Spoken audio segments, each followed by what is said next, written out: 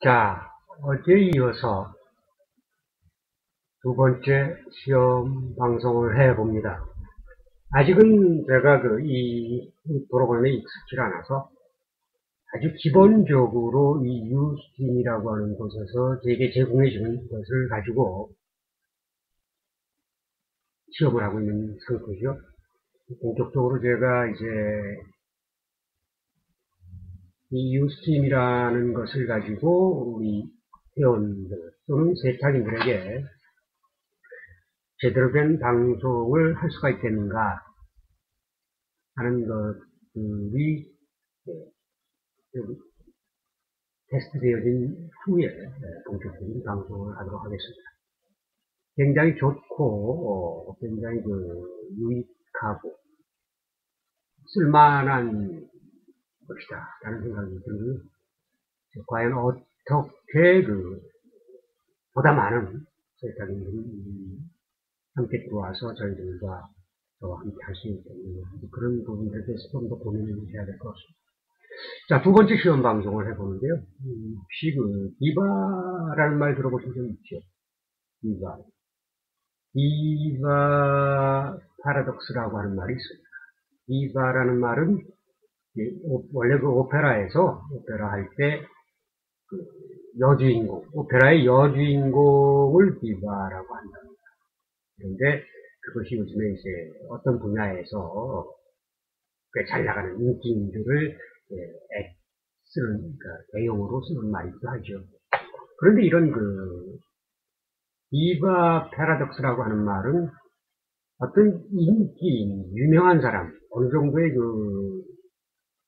그 분야에서 상당한 전문성과 역량을 갖춘 사람이면은 보통 사람들보다는 다른, 보통 사람들과는 다른 어떤 대접을 받는 것을 당연시하는 것을 디바 패러독스라고 합니다. 이를테면 어떤 의사가 굉장히 유명한 의사가 환자들을 대할 때 막 반말을 하고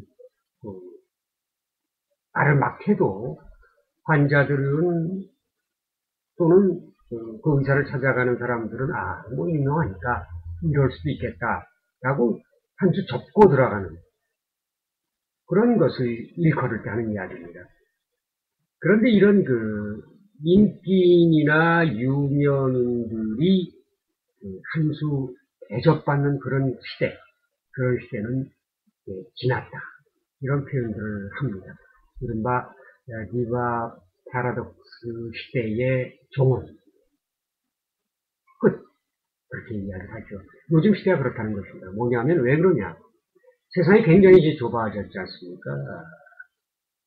특히 이제 SNS라든가 이런 소셜미디어를 통해서 굉장히 세상이 좁아졌어요. 그래서 제 아무리 훌륭한 사람, 인기인, 또 그 분야의 대단한 전문가라 하더라도 일반적으로 보통 사람들의 상식적인 행위를 벗어난 것이 어떤 한순간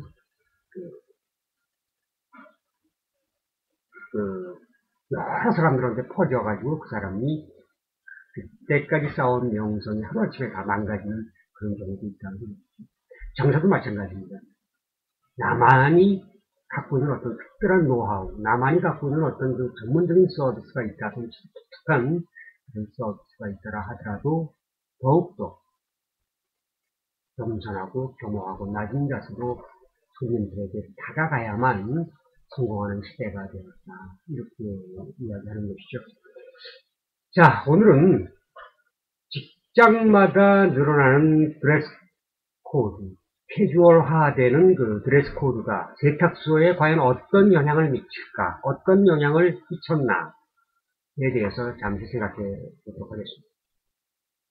세탁인들에게 캐주얼 드레스 코드가 요즘 직장인들이 정장을 하지 않고 캐주얼 드레스를 가지고 입고 자기 직장에 출근할 수 있도록 그렇게 코드가 많이 바뀌었겠죠.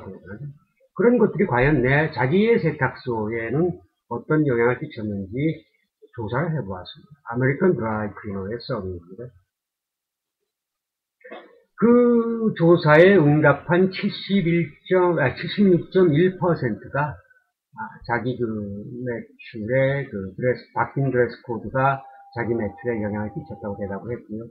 22%는, 그러니까 76.1%는 많은 영향을 끼쳤다. 22%는 그 영향을 받긴 받았지만 그렇게 크게는 아니지만 다소 영향을 받았다고 했고요. 2.2%는 전혀 영향을 받지 않았다 이렇게 되는 조금 더 이제 그 구체적으로 캐주얼 복장으로 이제 그 직장 복장들이 바뀌면서 구체적으로 자기의 세탁소에 어떤 영향을 끼쳤는가라고 물었더니 대략 43%는 매상이 현저히 감소했다.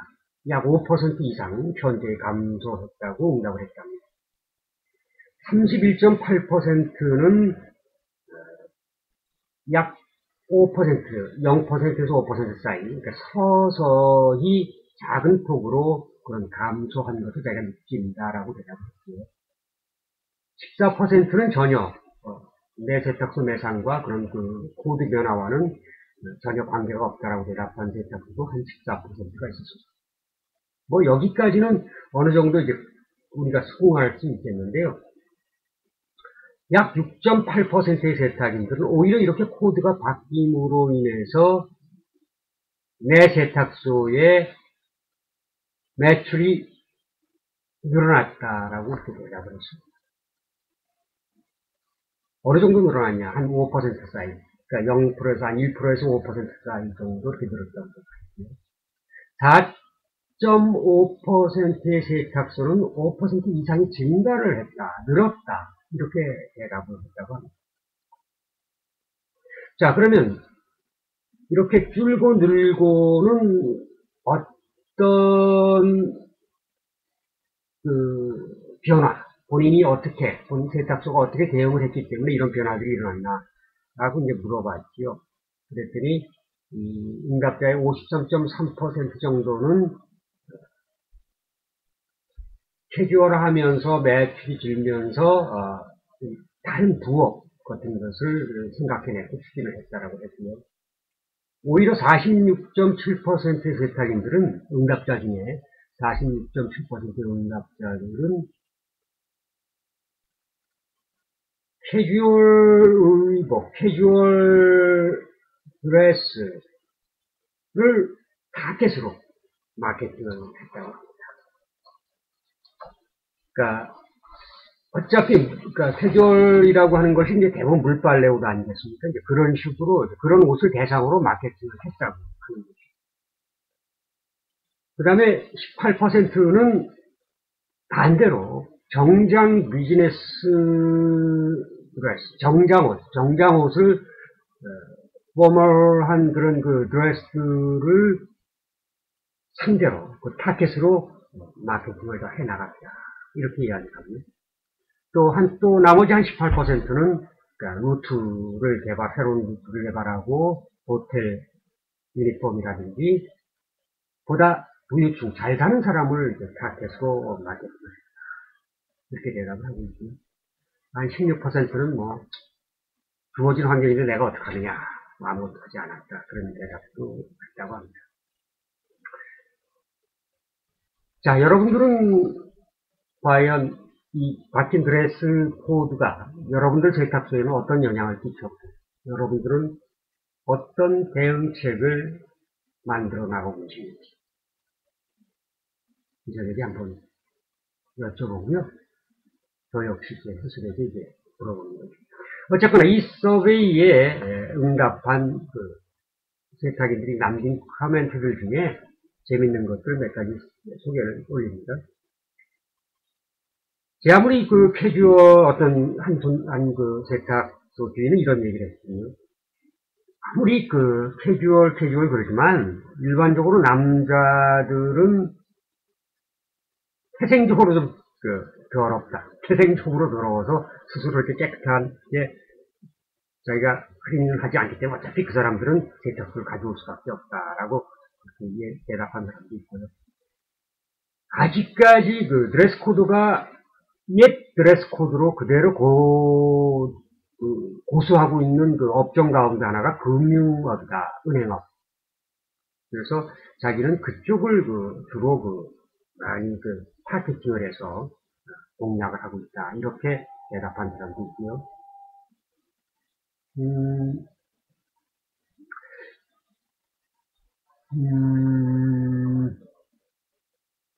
어차피 그 드레스 코드가 캐주얼 하는 것, 물빨래 옷들은 드러나기 마련입니다. 그러나 소비자 입장에서는 집에서 빨래하는 것을 귀찮아하는 그런 소비자들이 있기 때문에 그런 소비자들을 잘 알고 그들을 타겟으로 해서 자기는 영업을 하기 때문에 크게 영향을 받지 않는다. 이렇게 대답하는 사람도 있습니다.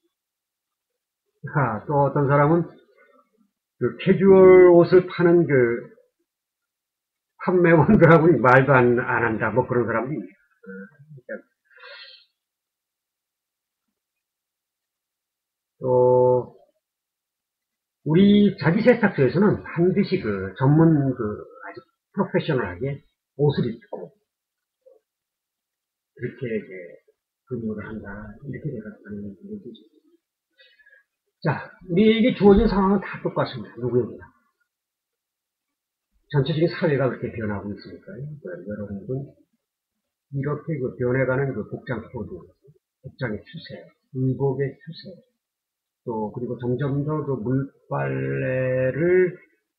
물빨래 물량이 이렇게 늘어나는 그런 스케줄의 추세에서 내 세탁에서 어떻게 대응해 나갈까 한번 생각해 보시기 바랍니다. 앞으로 이 방송에서는 이런 구체적인 대안들을 이제 마련하고 여러분께 소개하고 함께 의견을 나누고 그런 프로그램으로 활성화시켜보고자 합니다. 아직은 시연 방송이고 주로 이제 저희 회원들을 기점으로 한번 이렇게 테스트를 해본다 이렇게 해주시고 들어주시기 바랍니다. 자, 또 다음 시간에 또 뵙도록 하겠습니다. 감사합니다.